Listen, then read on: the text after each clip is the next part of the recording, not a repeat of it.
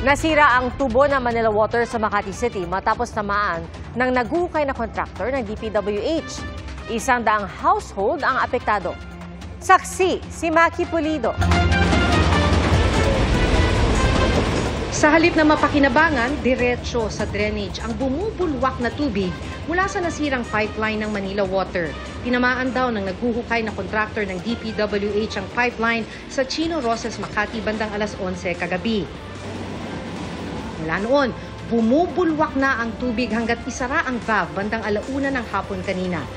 2:30 ng hapon, naayos na ang sira sa pipeline at nagkatubig ng muli ang higit 100 service connection.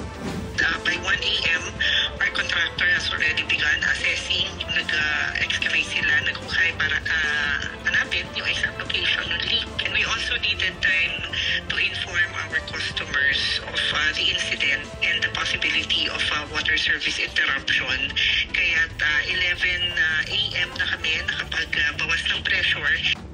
Nanghihinayang ang pag-asa sa nasayang na tubig lalo na't mabilis ang pagbaba ng water level ng Angat Dam ngayong tag-init. Galing sa Angat Dam ang karamihan ng tubig na lumalabas sa mga gripo sa Metro Manila.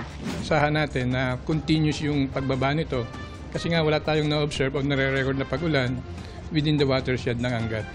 As of 8 a.m., 184.38 meters ang water level ng Angat. Kinakaya pa sa level na ito ang pagpapatakbo ng hydropower plant, supply para sa irigasyon at tubig sa mga kabahayan.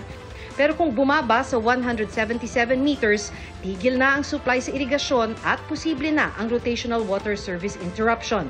Kaya paulit-ulit ang apela ng Pag-asa at DENR na tipirin ang paggamit ng tubig. Ano pa yan last week of July, doon pa lang unti-unting tataas or magre-recurve na yung track ng Angat Dam. Para maiwasan ang ganitong pagsasayang ng tubig, parehong nakikiusap ang Pag-asa at Manila Water sa mga kontraktor. Bago magbutas sa kalsada, makipag-ugnayan muna sa mga water concessionaire para malaman ang pwesto ng mga tubo. Ayon sa Manila Water, sa kada litro ng tubig na dumaraan sa kanilang sistema, 135 milliliters ang nasasayang.